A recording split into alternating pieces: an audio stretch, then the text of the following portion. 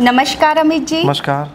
ज्योतिष में 10वां भाव कर्म का भाव माना जाता है, कृपया इस पे प्रकाश डालिए अमित जी।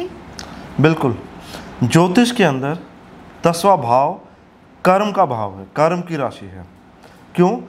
क्योंकि जब किसी बच्चे का जन्म होता है उस टाइम पे जो सामने जो राशि दिखाई देती है, होराइजन पे जो दिखाई देगी, वो उसका पहला भाव है। लेकिन उसके सिर के ऊपर जो सबसे प्रकाशित है भाव, वह 10वां भाव है। अब प्रकाशित होने से मतलब क्या है कि जो भी स्थूल कर्म हमारे सबको दिखाई देते हैं वह प्रकाश की वजह से दिखाई देते हैं। तो यह सबसे प्रकाशित राशि हुई, प्रकाशित भाव हुआ, यानी जो हम करेंगे वे सबको दिखाई देंगे, और जो सबको दिखाई देंगे वह हमारे कर्म होंगे।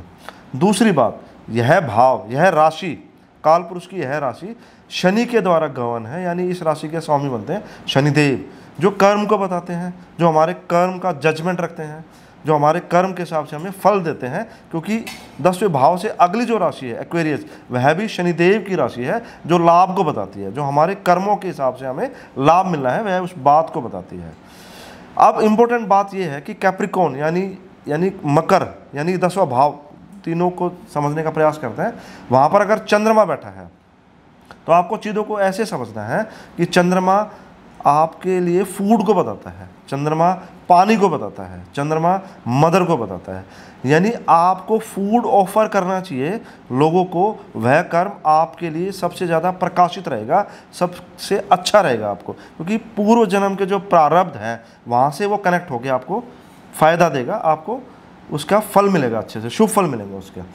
इसको ऐसे भी समझ सकते हैं कि यहाँ पर अगर जुपिटर है तो आपको रिलीजियस प्लेसेस पे जाकर सेवा देनी चाहिए, गुरुओं का सम्मान करना चाहिए, उनके भले के लिए आपको काम करना चाहिए। और पुस्तकें जो धर्म के बारे में बताती हूँ, किसी भी धर्म या किसी भी संप्रदाय के बारे में बताती हूँ, आप उसके लिए डोनेशन कर सकते हैं।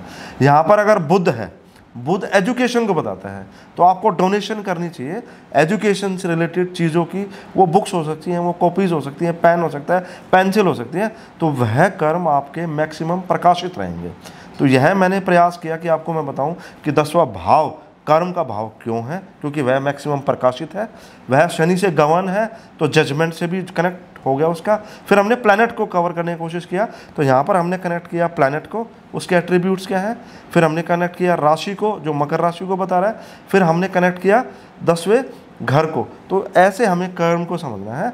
और कर्म हमारे स्थूल ही नहीं होते हैं, हमारे सूक्ष्म कर्म भी होते हैं, जो हम सोचते हैं वह भी कर्म के अधीन ही आते हैं, और उनके फल भी हमें उसी प्रकार मिलते हैं जैसे स्थूल कर्म के मिलते हैं। तो बुरा सोचोगे तो बुरा होगा, अच्छा सोचोगे तो अच्छा होगा, good good bad bad, none escape the law, ये विवेकानंद जी ने बोला था। तो आई बिलीव, मेरा ऐसा विश्वास है मैंने आपको समझा पाया हूँगा ये बात कि कर्म के बारे में क्या कैसे काम करता है वो। अमित जी, बहुत ही अच्छा लगा, आपने बहुत अच्छे प्रकार समझाया हमें। धन्यवाद। जय श्री राम। जय श्री राम।